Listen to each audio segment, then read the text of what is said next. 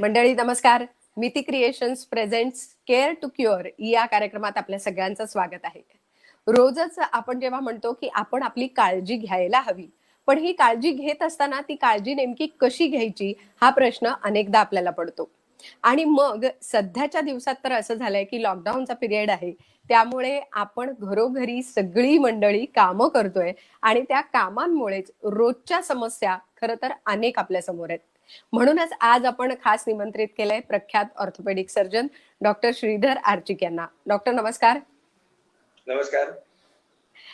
खरं तर सध्या मागच्याही एपिसोडमध्ये आपण म्हटल्याप्रमाणे लॉकडाऊनचा पिरियड आहे, आम्ही घरोघरी कामं करतोय, अगदी केर काढणं, लादी पुसणं पासून भांडी घासेपर्यंत. तर हे सगळं करत असताना कुठेतरी गुडघा दुखतोय, मांडी घालून बसता येत नाहीये, कंबरच दुखते, अशा समस्या खूपशा आपल्याला दिसतात. तर तुम्हाला काय वाटतंय की अशा कोणत्या समस्या सध्या जास्त आहेत आणि त्याच्यावर काय उपाय सांगाल? सध्या दोन गोष्टी खूप दिसतात. वर्क फ्रॉम होम आहे, त्यामुळे चुकीच्या पद्धतीने जिथे डेटा बरोबर येतो, वायफाय बरोबर येतं, अशा ठिकाणी कॉम्प्रोमाइज पद्धतीने बसून मान आणि पाठ दुखण्याचं प्रमाण खूप वाढलंय. तर घरून काम करतो याचा अर्थ असा होत नाही की मी माझ्या शरीराकडे लक्ष देणार नाही. तर खुर्ची, टेबल, बसण्याची पद्धत, डोळ्याच्या समोर फोन किंवा लॅपटॉप असणं, ह्या दोन महत्वाच्या गोष्टी आहेत. तर लोक घरी आहेत म्हणून काही लोक झोपून फोन बघत बघत काम करतात. तर ही हं, अयोग्य पद्धत आहे, ज्याने त्रास होतोय. आणि दुसरा त्रास असा होतोय की तुम्हाला जी सवय नसते ती कामं करण्याने. तर आता घरातले नवरे भांडी पण धुतायत, झाडू पण मारतायत. हं. तर झाडू मारणं सुद्धा त्याला एक टेक्निक असतं. म्हणजे तुम्ही रस्त्यावर झाडू मारणारे लोक बघितले तर त्यांच्याकडे लांब दांड्याचा झाडू असतो आणि आपण एक बरोबर. छोटा झाडू घेऊन कमरेत वाकून झाडू मारत असतो. तर सतत रोज ते केलं तर त्याने कंबरदुखी होते. हं. तुमचे गुडघे दुखत असेल तर तुम्ही गुडघे वाकून जमिनीवर टेकून लादी पुसली तर ते दुखतं. तर ह्या सगळ्यातून छोटा संदेश एकच असतो की तुम्ही शक्यतो एवढं काम करताना तुमच्या शरीराची काळजी घेऊन आणि हं. योग्य पद्धतीने काम करावं, ज्याला आमच्या भाषेत अर्गॉनॉमिक्स म्हणतात. म्हणजे काम करताना तुमचं शरीर आणि आजूबाजूचा परिसर ह्या दोघांचा एक मेळ घालणं म्हणजेच बरोबर. अर्गॉनॉमिक्स. हं, हं. म्हणजे खरंच आहे की या सगळ्याची काळजी घेत खरं तर हे काम करायला हवं. पण मग या हो. सगळ्या दृष्टीने अगदी सकाळपासून संध्याकाळपर्यंत आमची काही जीवनशैली बदलायला हवी का? किंवा जीवनशैलीमध्ये आम्ही काही बदल करायला हवेत का या सगळ्या समस्यांपासून दूर राहायला? हो, आता काय होतं की घरी बसून राहिलं तर हं. आपलं ऑटोमॅटिकली वजन वाढतं, कारण आपण काहीच करत नाही. आणि तुमचं खाणं मात्र तेवढंच असतं, किंवा आपण असं बघतो की टीव्ही समोर बसलोय तर आपलं काहीतरी खाणं कंटिन्युअसली चालू असतं. तर लॉकडाऊन मध्ये सुद्धा तुम्हाला बाहेर जाता येत नाही किंवा पाऊस पडतोय म्हणून फिरायला जाता येत नाही. तर काहीतरी शारीरिक व्यायाम करणं हे अतिशय गरजेचं असतं. तर आता त्याच्यासाठी तुम्ही तरुण असाल तर तुम्हाला युट्यूबवर आहे, गुगलवर आहे, बरेच फिटनेस प्रोग्राम दिसतात की ज्याच्यात बरोबर. तुम्हाला काहीच साधन सामग्री लागत नाही. किंवा फारच म्हणजे मला खूप प्रश्न आले की मागच्या वेळेला आम्ही एक बाईचं म्हटलं होतं, तर वॉकिंग विथ लेस्ली, ती लेस्ली नावाची बाई हां. आहे, ती फक्त 6x3च्या एरियामध्ये चालून कशा कॅलरी जायचे दाखवते. बरं. तर तुमच्याकडे नुसता एक फोन असेल तर त्या फोनवर तिच्याबरोबर अर्धा तास चालून तुम्ही कॅलरीज जाळू शकता. तर बरं. फिटनेस हा खराब झालाय. तर हं. जीवनशैलीमध्ये घरी बसायला लागला याचा अर्थ व्यायाम बंद झाले. असं न करता जर तुम्ही व्यायाम सुरू ठेवलेत आणि तुम्ही काय काम करताय त्यानुसार कॅलरीज खायला लागलात, म्हणजे आहाराकडे लक्ष ठेवलं, तर हे व्यवस्थित होऊन जाईल. बरोबर. म्हणजे रोजच्या रोज स्वतःला अपडेट करणं, स्वतःचा व्यायाम नीट करणं आणि काम हो, करताना योग्य ती काळजी घेणं. जसं तुम्ही म्हणालात काळजी घेणं त्याप्रमाणे अगदी बसेल. बरोबर, अगदी म्हणजे बरोबर. पोश्चर आपलं कसं असलं पाहिजे हा सगळ्यात मला असं वाटतं महत्वाचा मुद्दा आहे, की जरा तुम्ही अगदी. चुकीचं बसलात किंवा जरा तुम्ही चुकीचं चाललात तर तुम्हाला हो, प्रॉब्लेम हे येणार आहेत. तर निश्चितच येतात. मला असं वाटतं की याच सगळ्यावर उपाय आपल्याला आज विचार करायचा आहे. आणि मागच्याही एपिसोडमध्ये आपण जो विचार केला तर आपल्याकडे 2 प्रश्न आलेत, म्हणजे प्रश्न बरेच आलेत, पण त्यातले हो. 2 प्रातिनिधिक प्रश्न मी आज नक्की विचारणार आहे. श्रद्धा साने यांनी प्रश्न विचारलाय, की त्या म्हणतात, "मी घरच्या घरी पडले, माकड हाडाच्या वरचं हाड दबलंय, असं डॉक्टरांनी सांगितलंय. औषधाचा 15 दिवसाचा कोर्स पूर्ण केलाय आणि पूर्ण बेड रेस्ट घेतेय. तरी सुद्धा 1 महिना झाला तरी दुखणं थांबलेलं नाहीये. तर पुढे काय करावं? डॉक्टरांना पुन्हा भेटावं की अजून काही बेड रेस्ट, म्हणजे अजून बेड रेस्ट घेणं गरजेचं आहे का?" हा फार चांगला प्रश्न आहे. तुम्हाला डॉक्टरांना भेटायला हवं, कारण बेड रेस्ट पाहिजे त्यापेक्षा जास्त झालीये. तर तुम्ही हो. जर जास्त विश्रांती घेतली तर तुमचे स्नायू काम करायचं विसरतात. तर हा. एका ठराविक वेळानंतर विश्रांती घेणं चांगलं नसतं. तुम्ही जर घरात पडलात आणि तुमचं हाड मोडलं तर बऱ्याच वेळेला काय होतं की तुमची हाडं ठिसूळ असतात म्हणून हम्म. छोट्या माराने मोडतात. तर म्हणून तुम्हाला, ज्याला इंग्रजीत ऑस्टिओपोरोसिस किंवा मराठीत हाडांचा ठिसूळपणा, हे आहे बरोबर. का बघायला लागतं. तर ह्याच्यासाठी टेस्ट असतात. तुमच्या डॉक्टरांच्या सल्ल्याने त्या तुम्ही टेस्ट करून घ्याव्यात. आणि बहुतेक वेळा असं आढळतं की व्हिटॅमिन डी ची कमतरता इतकी तीव्र असते की त्यांनी हाडं ठिसूळून मोडतात. आणि तसं बरोबर. असेल तर त्याला अतिशय सोपे वैद्यकीय औषधोपचार असतात, ते सुरू करायला पाहिजे. तर 1 हम्म. महिना झाला आणि त्रास होतोय तर त्यांनी त्यांच्या डॉक्टरांना लगेच भेटणं फारच गरजेचं आहे. बरोबर. पण डॉक्टर, अशा सगळ्या समस्यांमधनं जेव्हा ऑपरेशन म्हणजे कसं असतं की ऑपरेशनकडे आपण जेव्हा जातो, तर ही स्टेज नेमकी कशी येते, कधी येते आणि कुणाकुणाच्या बाबतीत येते, की ज्यांना ऑपरेशन करण्याची गरज असते? तुम्ही मणक्याबद्दल म्हणजे ह्यांच्याबद्दल विचारताय का जनरल ऑपरेशन नाही, बद्दल मी जनरल विचारताय? म्हणते, की जसा हा आहे, की ह्यांचा एक प्रॉब्लेम आहे. पण हो, एकंदरीत जनरल जेव्हा अनेक समस्या ह्या तयार होतात, तेव्हा मग हो, सांधा दुखतोय किंवा काही झालं, तर आपण म्हणतो, की "अरे बापरे! आता मला ऑपरेशन करावं लागणार." तर हे हो. ऑपरेशनची जी स्टेज असते, ती नेमकी कधी येते? त्याला अतिशय म्हणजे कुठच्याही ऑपरेशनला तुम्ही एक सोपा नियम लावू शकता. आणि हां. तो नियम म्हणजे तुम्ही जे नॉर्मली ऑपरेशन वगैरेचा विचार करण्याआधी किंवा तुमच्या आजाराच्या आधी करत होता, ते तुम्हाला करता येतंय. तर त्याला इंग्रजीत आम्ही क्वालिटी ऑफ लाईफ म्हणतो. हं, हं. तर म्हणजे तुम्हाला उदाहरणार्थ एक आजी आहे 80 वर्षाच्या. आणि त्या 80 वर्षाच्या आजीचा छंद एवढाच आहे, की सकाळी आणि संध्याकाळी घरापासून देवळात जायचं आणि हं, देवळात मैत्रिणींबरोबर गप्पा मारून परत यायचं. हा त्यांचा विरंगुळा, एक्सरसाइज सगळं आहे. तर हं. त्यांना एवढ्या पण गोष्टी करता येत नाहीये. म्हणजे त्यांची क्वालिटी ऑफ लाईफ खराब झाली. किंवा एखादे बरोबर. आजोबा आहेत, की ज्यांना खाली बसून अ, झाडं वाढवायला आवडतात, झाडांची मशागत आवडते, ते जमत नाहीये.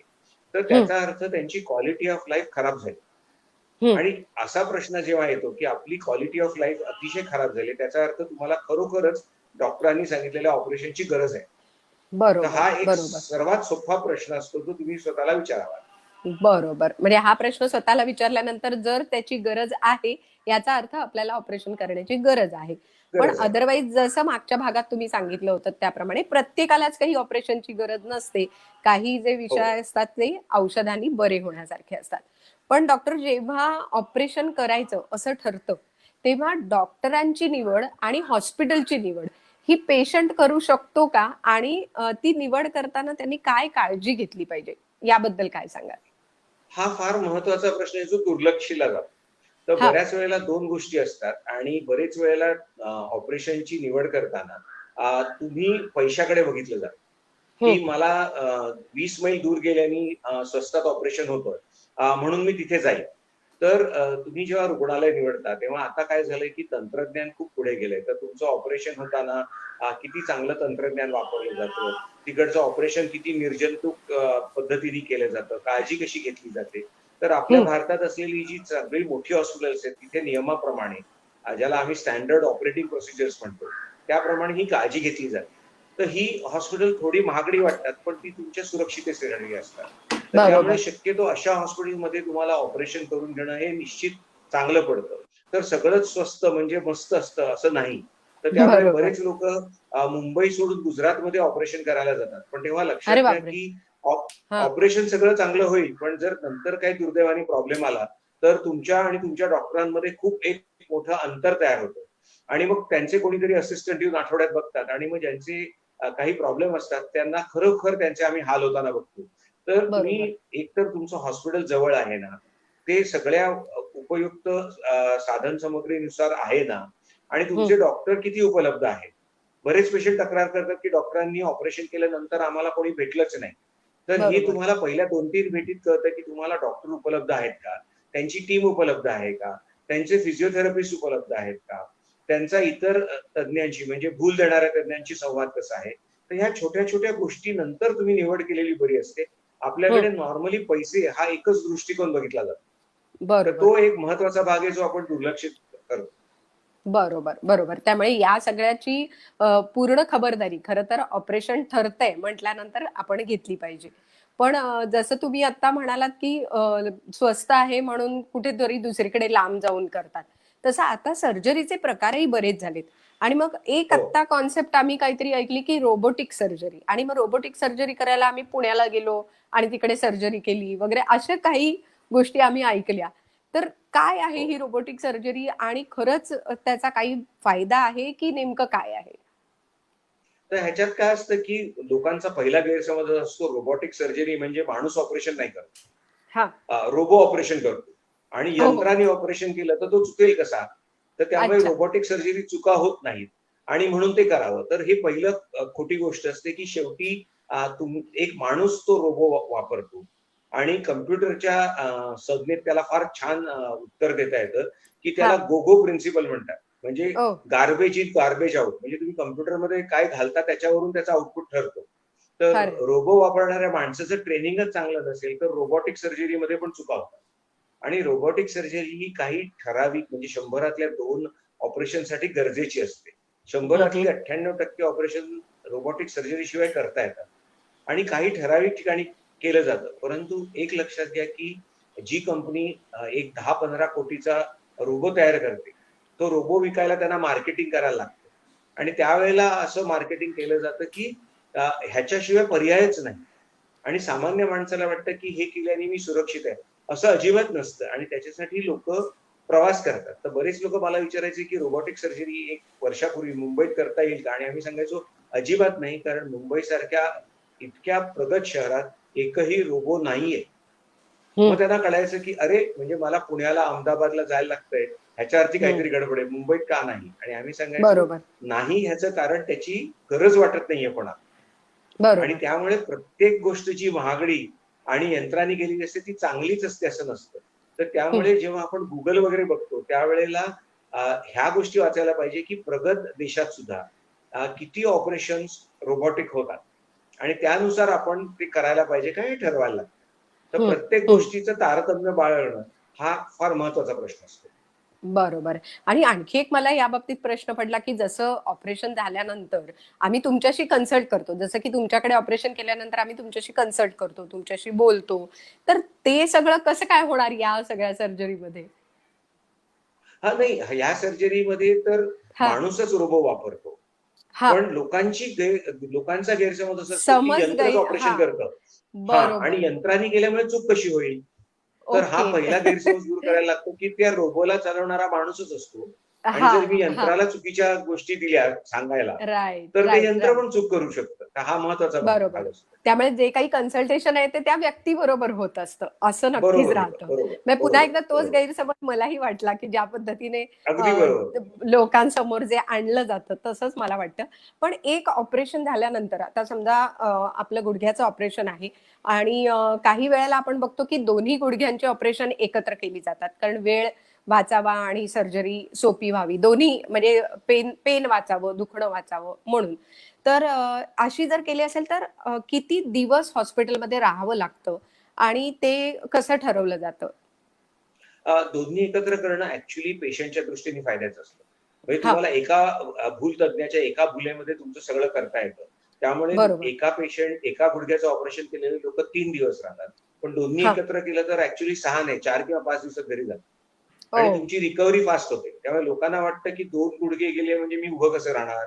मी चालणार कसं? तर ॲक्चुअली 2 बरोबर. केल्याने तुमचे पैसे वाचतात, वेळ हं. वाचतो. पण सर्वात महत्त्वाचं म्हणजे तुमची ऑपरेशन नंतरची रिकव्हरी असते, ती दुप्पट वेगाने होते. मी तुमचे दोन्ही बरोबर. गुडघे खराब आहेत, पण एकच बदलला. तर दुसरा खराब असल्याने तुम्हाला तो केल्याशिवाय फारसा फायदा होत नाही. त्यामुळे दोन्ही एकत्र करणं हे घाबरून जाण्यापेक्षा हं. तुमचं ॲक्चुअली सगळ्या दृष्टीने फायदेच फायदे होतात. त्यामुळे आता बरोबर, बरोबर. जवळ-जवळ 80 ते 90% लोकांची दोन्ही गुडघे एकत्र बदलले जातात. कारण तंत्रज्ञान तेवढं पुढे गेलंय आणि तुम्हाला त्याचा फायदा होतो. बरोबर, बरोबर. आणि या सगळ्यामध्ये कसं असतं, की हॉस्पिटलमध्ये जेव्हा पेशंट असतो, ऑपरेशन झालेलं असतं, तेव्हा निश्चित नातेवाईक मंडळी, मित्रमंडळी भेटायला येतात आणि मग पूर्वीपासून एक अशी पद्धत आपल्याकडे, की फळं, फुलं घेऊन जायची त्यांना भेटायला, त्यांना जरा बरं वाटतं. पण आता बघितलंय तर हॉस्पिटल्समध्ये तुमची फुलं अलाउडच करत नाहीत. ते नेलंच जात नाही. तर मग अशा वेळेला पेशंटना आपण काय भेट नेली पाहिजे किंवा काय नेलं पाहिजे, की ज्याचा त्या पेशंटना उपयोग होईल? याबद्दल काय हा सांगाल? अतिश हा अतिशय चांगला प्रश्न आहे. तर आपल्याला द्यायचं म्हणजे पैशातच देता येतं हां, असं नसतं.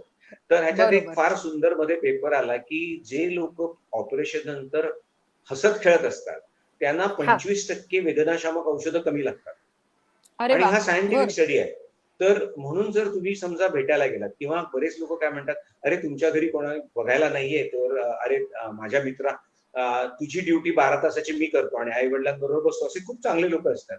तर ह्या बरोबर. वेळेला तुम्ही रुग्णाबरोबर असताना जर तुम्ही त्यांना आनंदी ठेवलं, त्यांना हम्म. वेगवेगळे विनोद करून हसवलं, हम्म. त्यांची चॅनेल्स तुम्ही बदलली की ते चॅनेल काहीतरी भयंकर न्यूज बघतायत किंवा काहीतरी हम्म. भांडाभांडी चाललेली बघतायत, त्याच्याऐवजी त्यांना तुम्ही सांगितलेले विनोदी पिक्चर बघतायत किंवा साधी टॉम अँड जेरीची कार्टून्स बघतायत, तर बरोबर. त्यांचं जो एकंदरीत आविर्भाव असतो आणि आतमधला आत्मविश्वास असतो तो बदलतो. तुम्ही हम्म. त्यांना हसत खेळत ठेवणं ह्याला पैसे पडत नाही, पण बरोबर. त्यांनी त्यांचे रिकव्हरी फास्ट होतं असं आम्हाला दिसून आलंय.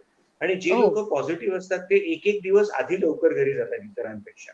हम्म. हम्म. तसंच तुम्ही काय करू शकता की समजा त्यांना बघणारे नातेवाईक जवळ नसतील, तर तुम्ही त्यांना फिजिओथेरपीची नंतर घरी केली जाते त्याचे हम्म. पॅकेजेस असतात, ती तुम्ही त्यांना गिफ्ट म्हणून देऊ शकता. अरे वा. तुम्ही हम्म. त्यांना काही साधन सामग्री लागते, म्हणजे त्यांना वॉकर लागतो, त्यांना टॉयलेट एक्सटेन्शन लागतं, अशा हम्म. छोट्या छोट्या गोष्टी तुम्ही त्यांना उपयोगी पडणाऱ्या गिफ्ट म्हणून देऊ शकता. तुम्ही बरोबर. प्रिहॅबिलिटेशन सारखं रिहॅबिलिटेशनचं पॅकेज गिफ्ट करू शकता. त्यांना बरोबर. बघायला टीव्हीवर चॅनल आवडत नाही तर तुम्ही त्यांना एक डेटा पॅक गिफ्ट करून आयपॅडवर त्यांना काहीतरी चांगले विनोदी पिक्चर वा. बघायला मिळतील असं करू शकता. तर हा. ह्या बऱ्याचशा गोष्टी आहेत आणि चांगली माहिती सतत त्यांच्यावर भडीमार करत राहिला, चांगल्या बातम्यांचा, तर त्यांच्यात फरक बरोबर. पडतो. त्यामुळे आपण द्यायचं ही भावना छान असते, पण ते हम्म. देताना माझ्या हम्म. आत्याचं ऑपरेशन झालं होतं, ती खितपत पडली होती, तुम्हाला पण तसंच दुखतंय का? असा प्रश्न अरे कृपा बापरे. करून विचारू नका. बरोबर. पण हे प्रश्न विचारले जातात. मागच्याही भागात हो, आपण हा विषय बोललो होतो, पण मला वाटतं पुन्हा एकदा आज अंडरलाईन करणं गरजेचं आहे, की अगदी मित्रमंडळी आणि नातेवाईक यांनी नेमके काय सल्ले द्यावेत आणि काय द्यावे. बोलावं पेशंटशी, हे पुन्हा एकदा मला वाटतं डॉक्टर तुम्ही पुन्हा एकदा सांगावं सगळ्यांना. तर हा एक भाग असतो. त्याच्याच वेळेला अजून एक नवीन धागा सापडला मला आपण हे हां, बोलताना, की आता काय बरोबर. होतं, की लोकं आम्हाला विचारतात, की "डॉक्टर कुठच्या प्रतीचा सांधा घालाल? तो हां. इम्पोर्टेड चांगला आहे का?" आता काय होतं, की समजा तुम्ही मला हा प्रश्न विचारला आणि मी तुम्हाला हो म्हटलं, हं. तर ह्याच्यात गॅरंटी काय आहे? मी तुम्हाला काही सांगीन, पण म्हणजे माझा शब्द विरुद्ध तुमचा शब्द होतो. तर आता जे आपले Google बाबा तपासणारे लोकं असतात, ते काही वेळेला चांगलं बरोबर. काम करू शकतात. तर ते काय करू शकतात, त्यांनी जर मला विचारलं, की तुम्ही कुठच्या कंपनीचा सांधा वापरणार आहात, तर आम्ही त्यांना हं. अगदीच प्रामाणिकपणे सांगतो, की आम्ही हे वापरणार. हं. तर इंग्लंडमध्ये एक 20 वर्षापासून एक अतिशय सुंदर वेबसाईट आहे, ज्याला हां. लोकांनी लिहून घ्यायला पाहिजे. त्याला 4 शब्दात ODEP म्हणतात. तर ह्याचा फुल फॉर्म असतो ODEP. पी हां, हां, म्हणजे हां. Orthopaedic data evaluation panel. तर ओके. त्याच्यामध्ये काय होतं, की जगभरचे जे सांधे वापरले जातात, ते हां, हां. खरोखरच चांगल्या प्रतीचे आहेत का? एक वेगळी नॉन सरकारी वेबसाईट सांगते तुम्हाला. बरं. तर त्याचं रेटिंग असतं. हं, हं.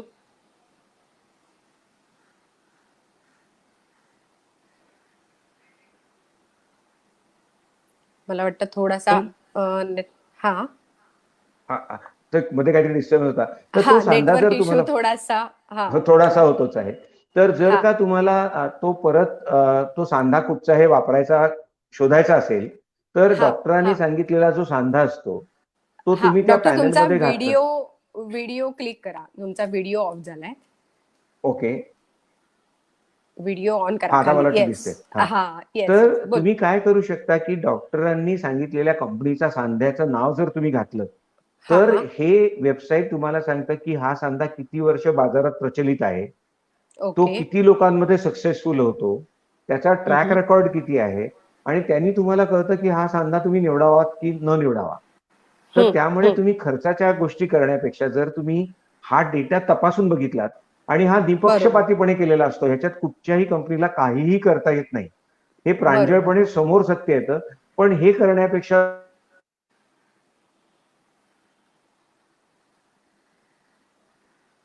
नाहीत अजिबात. हं, हं. नाही, हां, शेवटची 2 वाक्य तर हा तुमची एक महत्वाचा मिस सल्ला झाली. आहे. हां, बरोबर, तर हा बरोबर. जो आणि सल्ला आहे, तर तुमच्या घरी जर कोणी टेक सॅव्ही लोक असतील, तर त्यांनी ह्याच्यावर हां, जाऊन डॉक्टर वापरणाऱ्या सांध्याचं नाव घालून, तो खरोखर ट्रॅक ओके. रेकॉर्डवाला आहे की नाही, हे बघणं फार महत्वाचं असतं. बरोबर, बरोबर. म्हणजे तर हे आपलं सुद्धा आपल्याला नातेवाईक सुद्धा. करू शकतात जे मत बरोबर. कळतं, आपलं आपल्याला सुद्धा कळतं या आणि सगळ्या शेवटी गोष्टी आपल्या कळतात. हा. कारण आपण पैसे खर्च करणार असतो आणि आपल्या शरीरात हा सांधा बरेच दिवस राहणार असतो. तर अशा वेळेला त्याची पूर्ण खातरजमा करणं जर अवेलेबल असेल तर का नको? ते करायला बरोबर. पाहिजे ऍक्च्युली, पण ते विसरलं जातं. खरंय. आणि तुम्ही म्हणालात तसं की आपण नेमकं गुगलवर काय बघायचं, काय कन्सल्ट करायचं आणि डॉक्टरांशी कन्सल्ट करताना त्यांना काय विचारायचं, या गोष्टी आणि ह्याचं तारतम्य खरं तर हे हो, सगळ्या हे बाळगायला हवं, पेशंट्सनी नक्की ठेवायला हवं. पण करायला या पाहिजे. सगळ्यात तुम्ही मगाशी जो मुद्दा म्हणालात तो खरंच मला पुन्हा एकदा हे करावासा वाटतो की आनंदी राहणं म्हणजे ऑपरेशन हो. नंतर सुद्धा आनंदी राहणं, सकारात्मक राहणं, यासाठी नातेवाईक, मित्रमंडळी यांनी नक्कीच सपोर्ट केला पाहिजे. पण या सगळ्यासाठी काही सपोर्ट ग्रुप तयार होतात असं पण कुठेतरी ऐकलंय आम्ही. तर अशा हो, प्रकारचे सपोर्ट ग्रुप कसे झाले पाहिजेत? तर हा खूप चांगला मुद्दा आहे. आता नवीन मला माहिती मिळाली की डेन्मार्क, हं. स्वीडन असे जे स्कॅन्डिनेव्हियन छोटे देश आहेत किंवा हां. इंग्लंड, ऑस्ट्रेलिया ह्या लोकांनी काय केलंय की लोकांनी ऑपरेशनला उगाचच लवकर येऊ नये ह्याच्यासाठी गुड लाईफ ह्याच्या खाली ग्रुप तयार केले. तर त्याच्यामध्ये बरं. काय होतं, आता उदाहरणार्थ डेन्मार्क हा देश छोटा आहे. तर त्याच्यामध्ये ते लोक काय करतात की समजा तुमचा सांधा फक्त दुखतो, तुम्ही हं. ऑपरेशन पासून मैलो दूर आहात, अशा हं. वेळेलाच एक फिजिओथेरपिस्ट तुमच्याशी भेटते, बोलते, हं. तुम्हाला हं. त्रास काय होत आहेत, गोळ्या घेताय का हे बघते आणि हं. त्यानुसार मग ती काय करते की तुम्हाला 4 प्रकारचं ट्रेनिंग देते. एक व्यायाम, म्हणजे जे व्यायाम करून तुमचे गुडघे चांगले राहतील, हे व्यायाम शिकवले जातात. एक न्यूट्रिशनिस्ट भेटते, जी तुम्हाला सकस आहार कुठचा, ज्यानी तुमचं आयुष्य नीट राहील, गुडघ्यांना त्रास हं. होणार नाही हे सांगते. एक ऑक्युपेशनल थेरपिस्ट भेटतो, जो तुमच्या घराची रचना तुम्ही आत्ताच बदलली, तर बरं. उगाच तुम्हाला वरती खालती करायला लागू नये. तुमच्या सगळ्या सुखसोयी आहेत त्या गुडघ्याशी सांभाळून नीट कशा करता येतील, हे हं. शिकवलं जातं. हं. आणि चौथा भाग तुम्ही म्हणालात तो अतिशय महत्वाचा असतो, की तुमचं मेंटल हेल्थ म्हणजे मेंटल वेल बिईंगसाठी एक बरोबर. चौथा माणूस येतो आणि जो तुम्हाला योगाभ्यास, आणि लक्षात घ्या हं. भारतातमध्ये भारतात हो. नाही, योगाभ्यास, हं. चायनीज प्रकार किंवा जपानीज प्रकारे त्याला ताईची म्हणतात. बरं. ह्या हं. सगळ्यांचा वापर कसा करावा, हं. ध्यानधारणा हे परत डेन्मार्क, भारतात नाही. हो. वाह! ध्यानधारणा कशी करावी, मेडिटेशन कसं करावं, या चारही गोष्टींचा भडीमार करून 6 आठवड्याचा एक प्रोग्राम तयार करतात. आणि बरं. हे त्यांना जमतं कारण ह्या 5ही देशांची मी उदाहरणं दिली, तिथे तुमची सगळी आरोग्य व्यवस्था ही सरकार पुरस्कृत असते. बरोबर. आपल्याला का महत्वाचं आहे की आपल्या सरकारकडे एवढे पैसेच नाहीयेत की आपल्यावर खर्च करायला. तर हं. हं. आपण सरकारवर विसंबून न राहता जर आपण स्वतःच असे सपोर्ट ग्रुप केले, तर आपण बरोबर. खूप लोकांना मदत करू शकतो. तर हं. तुम्हाला माहिती हं. आहे की सोसायटी आणि कॉम्प्लेक्समध्ये लाफ्टर क्लब असतात. हो. तर त्या लाफ्टर क्लबच्या सारखेच तुम्ही गुडघेदुखी क्लब, हो. पाठदुखी क्लब केले आणि बरं. ज्याच्यामध्ये तुम्हाला काय लागणार आहे, की एक डायटिशियन, एक हां. फिजिओथेरपिस्ट आणि एक योगाचा गुरु. असं जर तुम्ही सुरू केलं, तर तुम्ही हं. प्रचंड मदत करू शकता. तर माझा सल्ला सगळ्यांना असा आहे, की समजा तुमच्या गुडघ्याचं ऑपरेशन झालं, तर हं. तुम्ही हं. समाजाला देणं देता, ह्याप्रमाणे तुम्ही माझं ऑपरेशन झालंय, पण इतरांचं होऊ नये, ह्या हं. भावनेतून जर तुम्ही ग्रुप तयार केले, तर तुम्हाला खूप तरुण लोक भेटतील, की ज्यांचं तुम्ही भलं करू शकता. त्यांना वाह! आहार, विहार, व्यायाम आणि योगाभ्यास हे सगळं शिकवू शकता. तर आपण बरोबर. व्हॉलंटरीली एकही पैसा खर्च न करता हे सपोर्ट ग्रुप आपल्या समाजात तयार करू शकतो. ही खूप खरंय. चांगली संकल्पना आहे, जी आपण पैसे खर्च न करता आणू शकतो.